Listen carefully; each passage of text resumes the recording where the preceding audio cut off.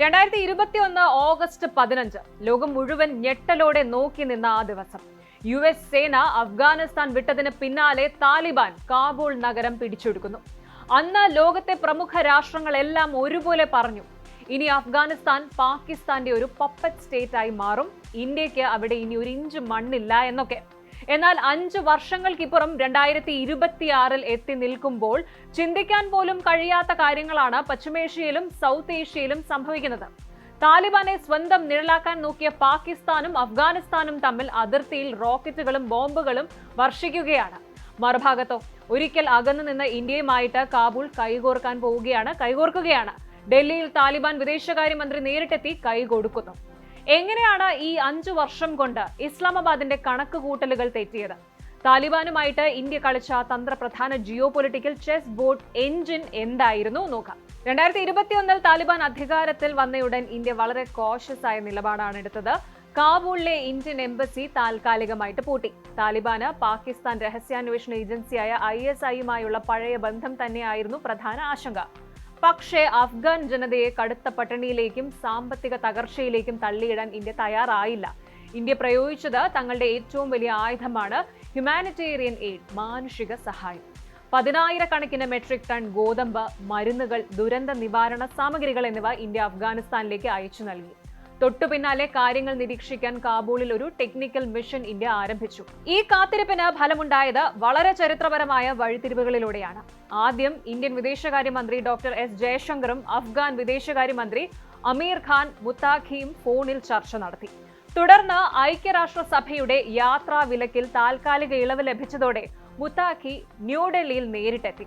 ആ കൂടിക്കാഴ്ചയിൽ അഫ്ഗാൻ മണ്ണ് ഇന്ത്യക്കെതിരായ ഭീകരപ്രവർത്തനങ്ങൾക്ക് ഉപയോഗിക്കാൻ അനുവദിക്കില്ല എന്ന് താലിബാൻ ഉറപ്പു നൽകി. പകരം അഫ്ഗാനിസ്ഥാനിലെ ഹോസ്പിറ്റലുകൾക്കും വികസന പദ്ധതികൾക്കും സാമ്പത്തിക സാങ്കേതിക സഹായം ഇന്ത്യ വാഗ്ദാനം ചെയ്തു. ഇന്ന് ഡൽഹിയിലെ എംബസിയിലും മുംബൈ, ഹൈദരാബാദ് കോൺസുലേറ്റുകളിലും താലിബാൻ നയതന്ത്രജ്ഞരെ ഇന്ത്യ അംഗീകരിക്കുന്ന തലത്തിലേക്ക് കാര്യങ്ങൾ മാറിക്കഴിഞ്ഞു. ഇനി നമുക്ക് നാടകീയമായ മറുവശം പരിശോധിക്കാം. അഫ്ഗാനിസ്ഥാനിൽ താലിബാൻ വന്നപ്പോൾ ഏറ്റവും കൂടുതൽ ആഘോഷിച്ചത് പാകിസ്ഥാൻ ആയിരുന്നു. തങ്ങൾക്ക് അനുകൂലമായ ഒരു സ്ട്രാറ്റജിക് ഡെപ്ത് കിട്ടി എന്നായിരുന്നു ഇസ്ലാമാബാദിന്റെ വിചാരം. എന്നാൽ 5 വർഷം കഴിയുമ്പോൾ പാകിസ്ഥാന്റെ ഏറ്റവും വലിയ സുരക്ഷാ ഭീഷണിയായിട്ട് അഫ്ഗാനിസ്ഥാൻ മാറി. എന്താണ് ഇതിന് കാരണമെന്ന് ചോദിച്ചാൽ പ്രധാനമായും 2 കാരണങ്ങളാണുള്ളത്. ഒന്ന്, TTP, തെഹ്രീക്-ഇ-താലിബാൻ പാകിസ്ഥാൻ. പാകിസ്ഥാനിൽ നിരന്തരം ബോംബ് സ്ഫോടനങ്ങളും സൈനിക ആക്രമണങ്ങളും നടത്തുന്ന TTP ഭീകരർക്ക് അഫ്ഗാനിസ്ഥാനിൽ സുരക്ഷിത താവളമുണ്ട് എന്നാണ് പാകിസ്ഥാന്റെ ആരോപണം. TTPക്കെതിരെ നടപടിയെടുക്കാൻ താലിബാൻ വിസമ്മതിക്കുന്നു. 2, Durand line. ബ്രിട്ടീഷുകാരുടെ കാലത്ത് വരച്ച പാകിസ്ഥാനും അഫ്ഗാനിസ്ഥാനും ഇടയിലുള്ള ഡ്യൂറൻഡ് ലൈൻ അതിർത്തിയെ അംഗീകരിക്കാൻ അഫ്ഗാനിസ്ഥാനിലെ ഒരു ഭരണകൂടവും തയ്യാറായിട്ടില്ല. താലിബാനും ഇതിനെ എതിർത്തു. ഫലം എന്തായിരുന്നു? അതിർത്തിയിൽ പാകിസ്ഥാൻ നടത്തിയ വ്യോമാക്രമണങ്ങൾക്ക് തിരിച്ചടിയായിട്ട് താലിബാൻ സൈന്യം പാക് മണ്ണിലേക്ക് ഷെല്ലാക്രമണം നടത്തി. വ്യാപാര പാതകളും അതിർത്തി കവാടങ്ങളും നിരന്തരം അടച്ചിട്ടതോടെ ഇരു രാജ്യങ്ങളും തമ്മിലുള്ള ഉഭയകക്ഷി ബന്ധവും സാമ്പത്തിക ഇടപാടുകളും പൂർണ്ണമായിട്ട് തകർന്നു. പാകിസ്ഥാൻ അതിർത്തി അടച്ചതോടെ അഫ്ഗാനിസ്ഥാനും ഇന്ത്യക്കും ഒരേപോലെ ലൈഫ് ലൈൻ ആയിട്ട് മാറിയത് ഇറാന്റെ ചാബഹാർ തുറമുഖമാണ്. പാകിസ്ഥാനെ പൂർണ്ണമായി ഒഴിവാക്കിക്കൊണ്ട് അറബിക്കടൽ വഴി ഇറാനിലെ ചബഹാറിലെത്തി അവിടുന്ന് റോഡ്, റെയിൽ മാർഗം അഫ്ഗാനിസ്ഥാനിലേക്കും തുടർന്ന് സെൻട്രൽ ഏഷ്യൻ, മധ്യേഷ്യൻ രാജ്യങ്ങൾ, അതായത് കസാക്കിസ്ഥാൻ, കിർഗിസ്ഥാൻ പോലെയുള്ള സെൻട്രൽ ഏഷ്യൻ രാജ്യങ്ങളിലേക്കും ട്രേഡ് നടത്താൻ ഇന്ത്യക്ക് ചബഹാർ വഴിയൊരുക്കി. ഇന്ത്യയുടെ ആനുകൂല്യം നോക്കുമ്പോൾ പാകിസ്ഥാന്റെ തടസ്സങ്ങളില്ലാതെ സെൻട്രൽ ഏഷ്യൻ വിപണിയിലേക്ക് എത്താം. ഇനി താലിബാന്റെ ആനുകൂല്യം നോക്കുമ്പോൾ അന്താരാഷ്ട്ര ഉപരോധങ്ങൾ കാരണം സാമ്പത്തിക പ്രതിസന്ധി അനുഭവിക്കുന്ന താലിബാന് ഇന്ത്യയെ പോലെ ഒരു വലിയ ഇക്കണോമിയെ സ്വന്തം വിപണിയുമായി ബന്ധിപ്പിക്കുന്നത് നിലനിൽപ്പിന് അത്യന്താപേക്ഷിതമാണ്. ഇന്ത്യ താലിബാനുമായി ഈ ഒരു എൻഗേജ്മെന്റ് ഒക്കെ വർദ്ധിപ്പിക്കുമ്പോഴും ഒരു ചോദ്യം അവിടെ തന്നെ നിൽക്കുന്നുണ്ട്. ഹ്യൂമൻ റൈറ്റ്സ്, പ്രത്യേകിച്ച് സ്ത്രീകളുടെ അവകാശങ്ങൾ, പെൺകുട്ടികളുടെ വിദ്യാഭ്യാസം, സ്ത്രീകൾക്ക് ജോലി ചെയ്യാനുള്ള അവകാശം, പബ്ലിക് ഫ്രീഡം, ഇവയിൽ താലിബാൻ പോളിസിയിൽ വലിയ മാറ്റം ഉണ്ടായിട്ടില്ല. 2026 5ാം വാർഷിക സമയത്തും UN ഹ്യൂമൻ റൈറ്റ്സ് ഓർഗനൈസേഷൻസ് എന്നിവ അഫ്ഗാനിസ്ഥാനിലെ സ്ത്രീകളുടെയും പെൺകുട്ടികളുടെയും അവസ്ഥയെക്കുറിച്ച് കടുത്ത ആശങ്ക പ്രകടിപ്പിക്കുന്നുണ്ട്. സ്ത്രീകളുടെ അവകാശങ്ങളും മനുഷ്യാവകാശ പ്രശ്നങ്ങളും ഇപ്പോഴും അഫ്ഗാനിസ്ഥാനിൽ വലിയ ചോദ്യചിഹ്നമായി നിലനിൽക്കുന്നുണ്ട്. പക്ഷേ റിയൽ പോളിറ്റിക്, പ്രായോഗിക രാഷ്ട്രീയം മുൻനിർത്തി സുരക്ഷയ്ക്കും പ്രാദേശിക സുസ്ഥിരതയ്ക്കും മുൻഗണന നൽകിക്കൊണ്ടാണ് ഇന്ത്യ ഈ ഒരു നയതന്ത്രം മുന്നോട്ട് കൊണ്ടുപോകുന്നത്.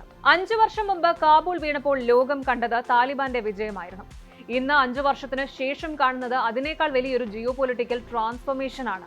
പാകിസ്ഥാൻ കരുതിയത് താലിബാൻ തങ്ങളുടെ സ്ട്രാറ്റജിക് അസറ്റ് ആകുമെന്നാണ്. പക്ഷേ ഇന്ന് ഇസ്ലാമാബാദിനും കാബൂളിനും ഇടയിൽ ബോർഡർ ക്ലാഷസ് ആണ്. ഇന്ത്യ താലിബാനെ ആദ്യം അകറ്റി നിർത്തി. പക്ഷേ ഇന്ന് കാബൂളിൽ ഇന്ത്യൻ എംബസി പ്രവർത്തിക്കുന്നു. ഹൈ ലെവൽ ടോക്സ് നടക്കുന്നു, ട്രേഡ് ഡിസ്കഷൻസ് നടക്കുന്നുണ്ട്, ഹ്യൂമാനിറ്റേറിയൻ കോപ്പറേഷൻ തുടരുന്നു. അഫ്ഗാനിസ്ഥാൻ ഓൾട്ടർനേറ്റീവ് കണക്ടിവിറ്റി തേടുന്നുണ്ട്. ചബഹാർ അതിൽ ഒരു പ്രധാന ഗേറ്റ്വേ ആയി മാറുന്നു. പക്ഷേ അതോടൊപ്പം താലിബാന്റെ ഹ്യൂമൻ റൈറ്റ്സ് റെക്കോർഡ് ഇപ്പോഴും വലിയ ഇന്റർനാഷണൽ കൺസേൺ ആണ്.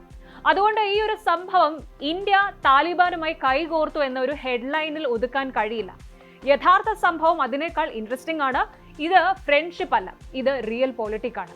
ഇന്ത്യ പറയുന്നത് നമുക്ക് താലിബാന്റെ ഐഡിയോളജി അംഗീകരിക്കേണ്ടതില്ല, പക്ഷേ അഫ്ഗാനിസ്ഥാനെ കണ്ടില്ല എന്ന് നടിക്കാൻ കഴിയില്ല. ഇനി താലിബാൻ പറയുന്നത് പാകിസ്ഥാനെ മാത്രം ആശ്രയിച്ച് മുന്നോട്ട് പോകാനാകില്ല, ഇന്ത്യയെ പോലെയുള്ള റീജിയണൽ പവറിനൊപ്പം റിലേഷൻഷിപ്പ് വേണം. പാകിസ്ഥാൻ നേരിടുന്നത് ഒരിക്കൽ സ്ട്രാറ്റജിക് ഡെപ്ത് ആയിട്ട് കരുതിയിരുന്ന അഫ്ഗാനിസ്ഥാനെ തന്നെ ഇന്നൊരു സെക്യൂരിറ്റി ചലഞ്ചായിട്ട് മാറുന്നൊരു കാഴ്ചയാണ്. അതാണ് സൗത്ത് ഏഷ്യയിലെ വലിയ വിരോധാഭാസം എന്ന് പറയുന്നത്.